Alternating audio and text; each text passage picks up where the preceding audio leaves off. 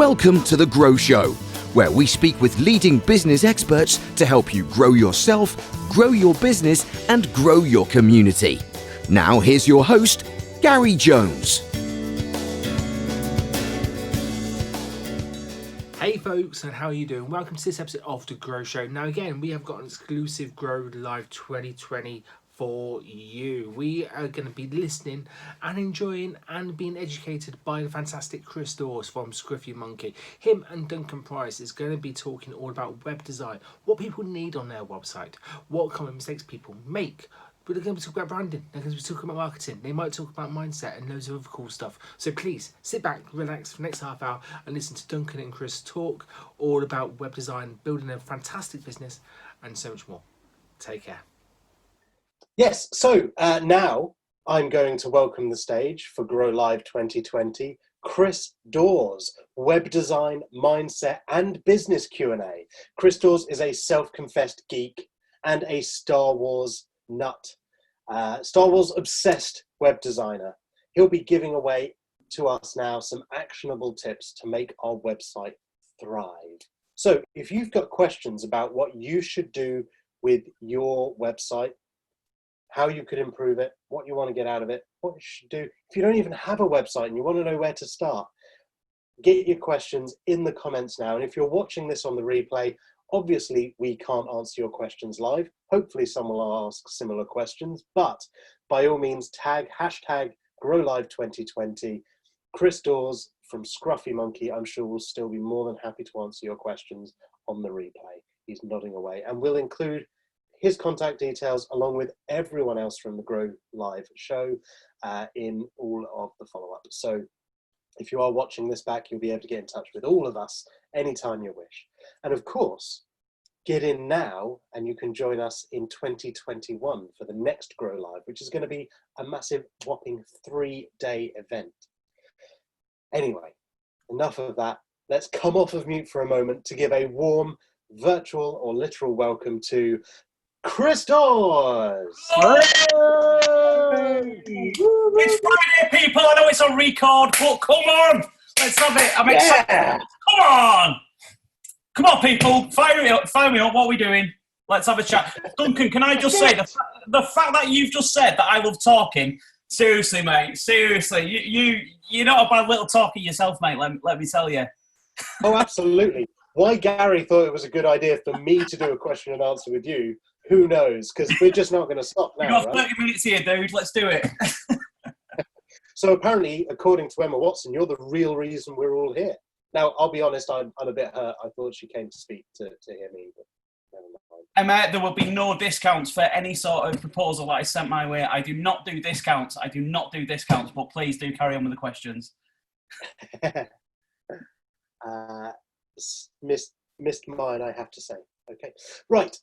So, why do you design websites? Let's start there.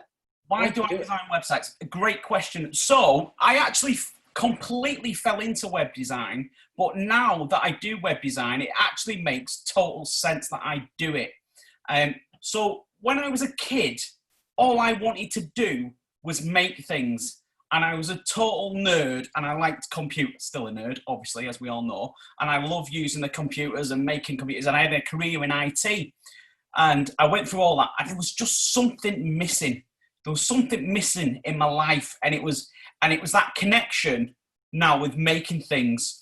So that's all I do. I am a maker of things, but it's just digital, and it's providing a service of what I love doing to people and presenting what they do by making something. That is the simplest way of putting what I do. So in my personal life, as people know, I'm a nerd and I make all my Star Wars stuff. I'm just making stuff, and that is what I love doing. So I am doing what I love. It's as simple as that. Awesome. So for those who don't know you, you say you make stuff in your spare time. I can see you've got loads of, am I allowed to call them toys? Will I get told off if I call them toys? I suppose you're going to have to call it a toy. They are models. I'm a total... Honestly, I couldn't be more nerdy if I wanted to. But it's all just my chilling out time. That is how I love to spend it. So this weekend, I will no doubt be doing some painting and stuff on those. And my latest projects, I always have a project underway. And are they all Star Wars related? I do have a cheeky couple of Star Trek ones in the cupboard somewhere, but I'm mainly a Star Wars nerd, and that's what I'm known for. And do you know what? There's actually a really, really important business lesson in there, and connection with marketing and stuff that I must sort of bring through to you. So it might shock people to know that I get as many sales in my business because of Star Wars than I do Scruffy Monkey.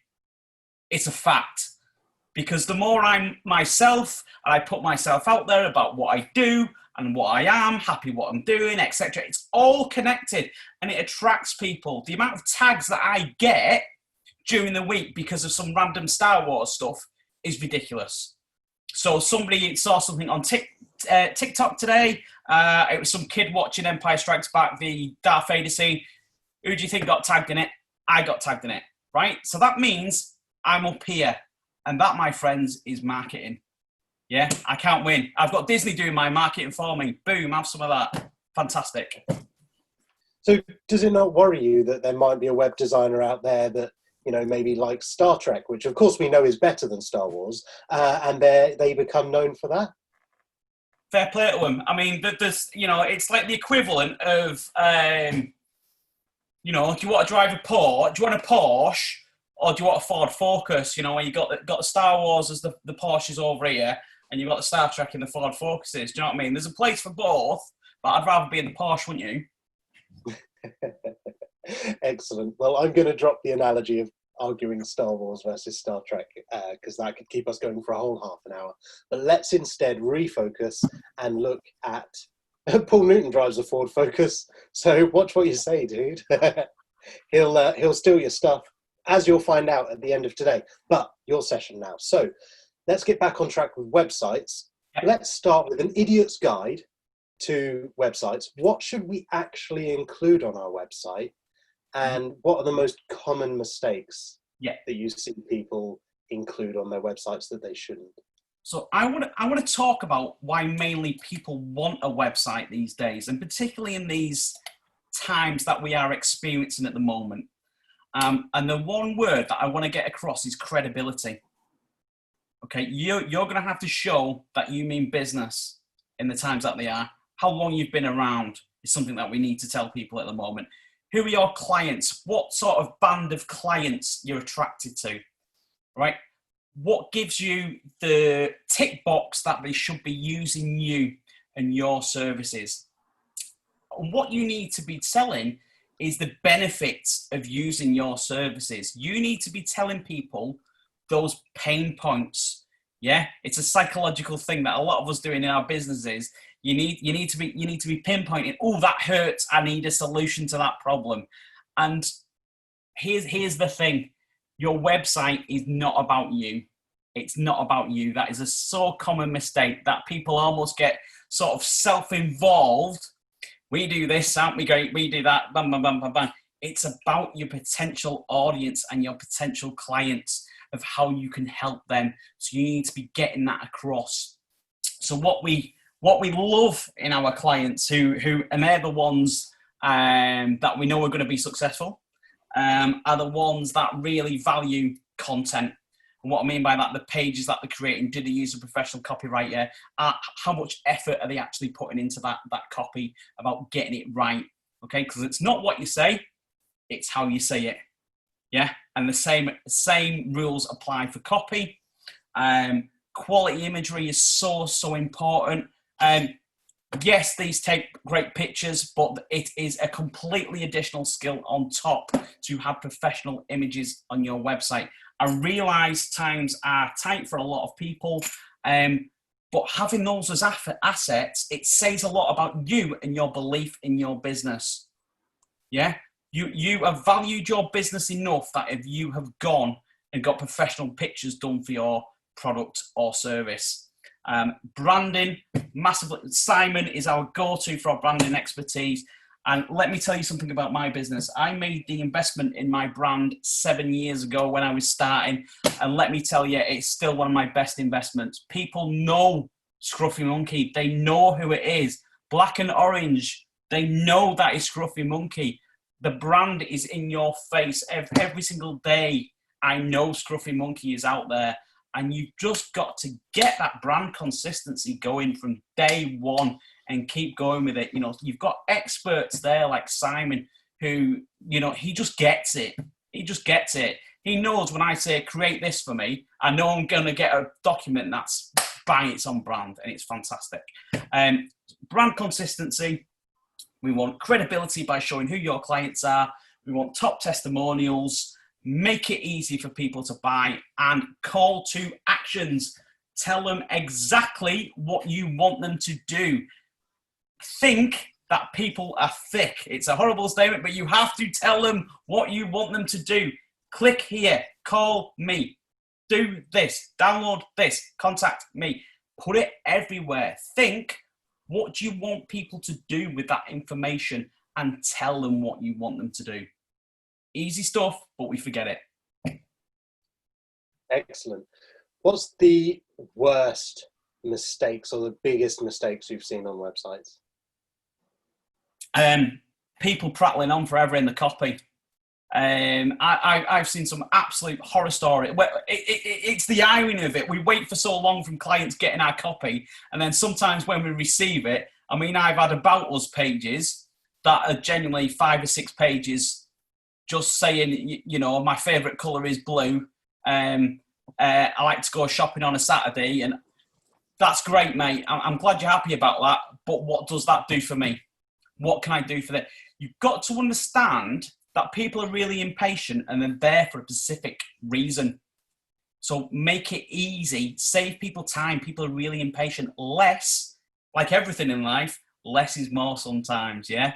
And we have to get that through. So a lot of our time is actually spent when we receive stuff, actually disregarding stuff and that's not appropriate. We don't need that. How can we make it easier? And that's really important. I love that. One of my favourite quotes. No idea if I'm saying it right or who it's from. But perfection is reached not when there's nothing more to add, but when there's nothing left to take away. Love that. And I think that's really true in web design, isn't it? You just keep adding more, and it's just going to give people more reasons to get distracted from the main message and the main action you want them to take. Precisely, and particularly with the evolution of technology with mobile devices, etc., and how we're actually consuming information. In terms of design and layout, without getting overly techie and stuff about it, you need it's now a lot more about less text and less bold, wide images, block images and stuff like you see, much clearer fonts and stuff because of how we're viewing it on our phones. So again, it's all sort of tied up by the length of copy that you're seeing. So it should be a lot more icon based when it comes to selling a product benefits and that sort of thing. So if you can do as an ideal service page, just to give some ideas to clients. So if I was to ask for something about a service page off a client, I'd say, right, can you give me a short paragraph introduction into that service? And then list the benefits of me purchasing that service, and then give me an image or a graphic, if you have it, associated with that service. If I have that, I'm a happy web designer. So you mentioned benefits. What's the difference, for those that don't know, between benefits and features, and how does that play a part in your web copy and design? So benefits, so the benefit of what if I was to buy your product, what will I get that's good from it? So a builder who does extension, the benefit of using his service is his years of experience. He's going to use professional materials used.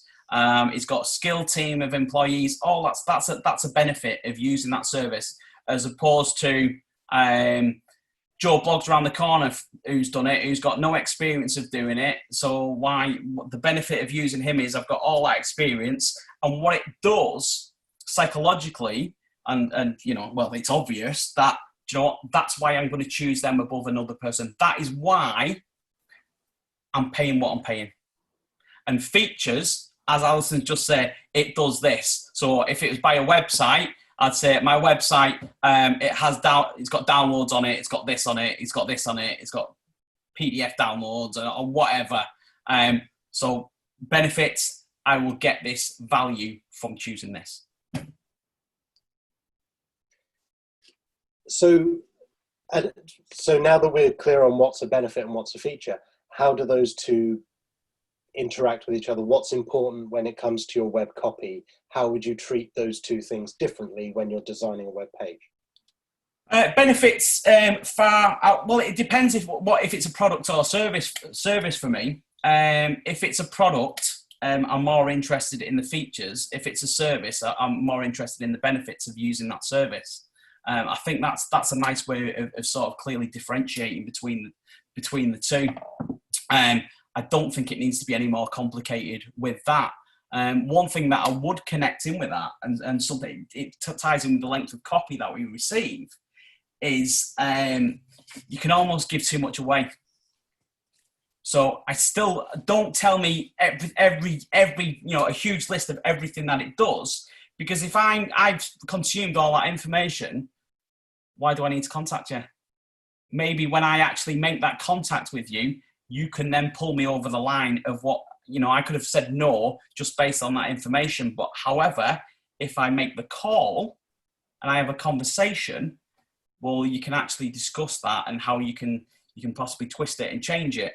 An example, we've got slightly askew to this. We've had a client who, in their wisdom, and it sounded a logical thing to do, they decided to have a fully downloadable brochure of their organisation. It was a wedding and events hire organisation, very, very well known one, and they're featured on Netflix and ITV at the moment, actually. And so what was happening, and people had gone to the website and they were interested, and they just download the PDF. They just download it, and then they're making the decision. So we made a very important twist on when they got the website through us. What we did was we added an inquiry form where they had to fill in those details before they could download that PDF. That has changed their business. It's a very simple change, but what that's meant was I have contact information from people who've downloaded it, and it allows me to follow up with those clients. That's a big difference in terms of their sales opportunities. Yeah, so they returned from COVID recently, and they've been naughty and they've had to keep a bit of catch up going. So I won't name them. So they had over 150 inquiries that they wouldn't have had, 150 contacts for their sales opportunities that they wouldn't have known about because of that simple change to their business. And that is where sometimes using a web design company and looking at it and stepping out and reflecting in can make a difference to your business.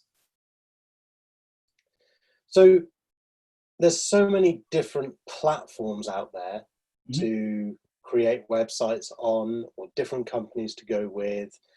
How does someone who doesn't understand websites, how are they best placed to make their decision, make their choice? What would you recommend? What are the right questions that people should be asking their designer, and what should they be looking for in a provider? Yeah, one of the key things that I'd be asking is, do I have control of that website once it's built? And how easy is it to make those edits and changes to it? Ownership is so important. And so a lot of web companies, unfortunately, will hold you to ransom. So you'll have your website built, and if you want to change or edit something, so the evolution of the website as your business develops, you might have to be going back to those designers. Then you wait, can you add this? Can you change this? And all of a sudden, no, you can't, mate. And you want to know that your website can evolve next to you as you change and develop. You've got to understand as well that in some cases, depending on where you are as in your business, what's the right platform for you might not be the right platform for somebody else. Okay, so I'm going to shock web designers and say, do you know what? If it's your first website, go ahead and have Wix. Go ahead. If it kicks you off, we've spoke about things like, just get stuff going. Do you know what? Go ahead. If you need a platform to kick off, get yourself going, use that. So what we tend to find is where we are as a business. So we're kind of a second or third sort of gen website business. So they've been through a bit of the pain and they understand what they want, and now they're a little bit more serious about it. And they want to know, do you know what? I kind of want a website that, can I have this feature? Can I have that? Is it going to be with me for the foreseeable future? And that's where the bigger and more serious web companies come in, other than the template-driven ones, like the Wix of this world, which does have its place. Absolutely.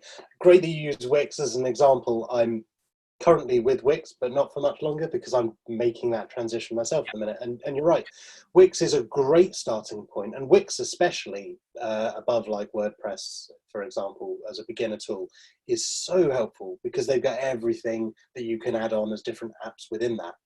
But you do reach a point where there's a limit there, where it's not quite what you need it to be, if it's anything more than a basic website. And having a designer come on board that can design the website for you makes such a huge difference. But there's a couple of different words I hear thrown around a lot with websites, and I wonder if maybe you could take the time to explain the difference between a web designer and a web developer. What's the difference between those two? So web designer tends to deal with a much more of the visual element and the design philosophies behind it. And that's what I am. I'm a web designer. So my skill is very much interpreting the information that you give me. So if I get an inquiry and I'm talking to you, my skill is visualizing in my head what that should be. So I use all the visual tools and all that, and I mix it all together and I produce this. A web developer, and the best way of thinking about them is a proper nerd who likes to sit coding and produce more complex things, such as creating complex databases and creating functionality for the website. So my wife, who is the true brains of the operation, as everybody knows, you would class her as a web developer, because anything complicated that I want a website to do, I go, Lindsay, can you do that, please? And she goes and creates it and codes it and all that sort of stuff. And I just go, look at this, I've made it look pretty.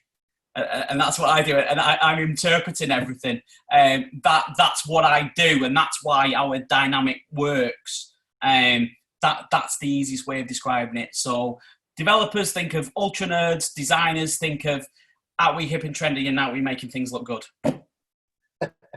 So would you describe yourself as hip and trendy then?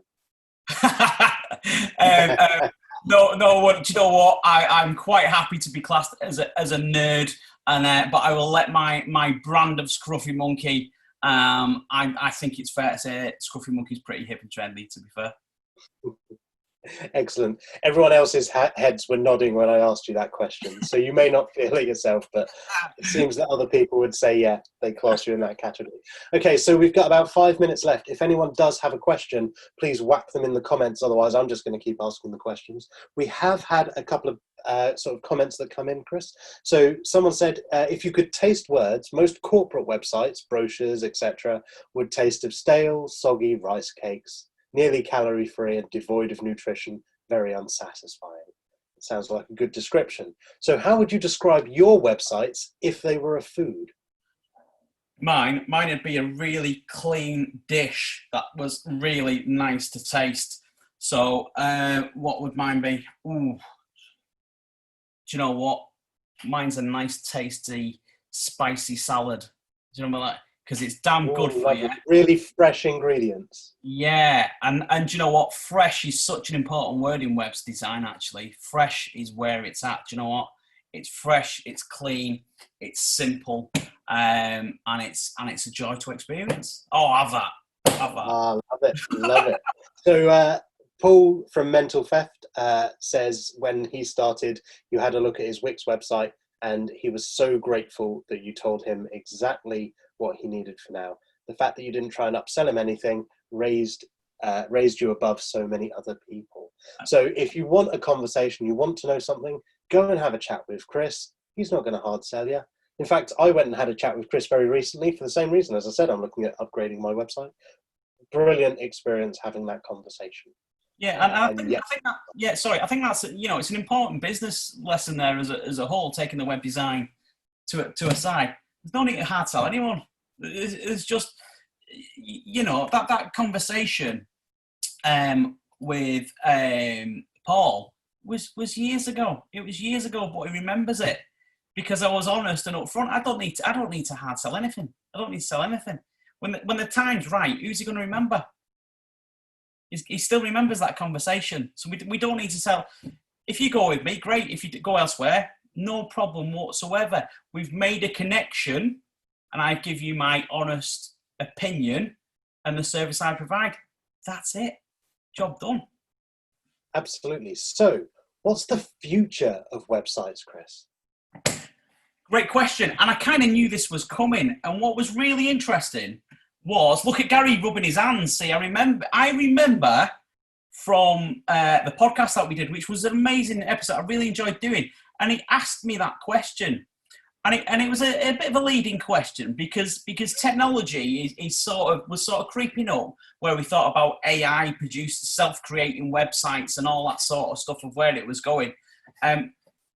Let me tell you that the game with COVID and all this that's kicking off, seriously, as an industry, we are so back in the game. It is absolutely untrue. Do you know what? As long as time exists, the web design business will exist. I have no doubt of that, because it's the time saver, and you cannot, as Cross is in there, let's use one of his sayings, you cannot skip those steps and gain the experience we have. With over 180 clients, 7 years of experience, all the mistakes under the stone, all the lessons learned, and that is what you are paying for. And that is why web design companies will exist. As long as the web exists, web design companies will exist in one form or another. Beautiful. And episode 45 of The Grow Show is where you can hear that episode and that conversation between Gary and Chris. So, Chris, we've got time for just one more question. And as nothing else has come in on the chat, it's going to be from me. And it's actually not really about websites necessarily. My question is, if you could give one piece of wisdom, advice, or just word of warning, whatever it might be, and you had the entire world as your audience, what would you want to say to everyone? Wow, come on. What a question. One thing that I've particularly learned about business, and this is Crosby's watching it, is about my journey, so to speak, to Cros, is understanding that all success in our life and then the joy is actually found in the process. You get the process right in whatever you're doing, and that's where the magic happens. So it's not about the before, it's not about the after. The joy's in the middle bit. And if we get that right and we hone that right, we're off. The rest is easy. And it's learning that in our life in all areas. Just, you know what? Just enjoy the process, guys. And that's it. Absolutely beautiful. You see, that's kind of a little bit like a website. It's best when you get rid of all the extra stuff. It's not about adding stuff in. The same goes for life. When the process is right, it just flows because you're just being true to you. You're not adding other stuff in and confusing it. Absolutely. Beautiful. Chris, thank you so much. I really enjoyed that. I hope everyone listening did as well. So let's give a round of applause to Chris Dawes. Oh, brilliant. Thank you. Brilliant. And that's your lot. Thank you very, very much for watching today. And thank you very much to Chris and also Duncan for that fantastic interview. Remember, if you want to check out more about Chris, please check him out on his website and social links. But also, if you want information about Grow Live 2020, Grow Live 2021, or anything else we've got going on in The Grow Show, check us out on Facebook, Instagram, Twitter, and also check out the link in the show notes for more info about how you can get involved with the show going forward. Take care, my friends, and I'll see you all soon. Bye-bye. Thanks for listening to The Grow Show. With new shows available every week, if you know anyone else who could benefit from these powerful insights, please share this podcast with them. And don't forget to subscribe.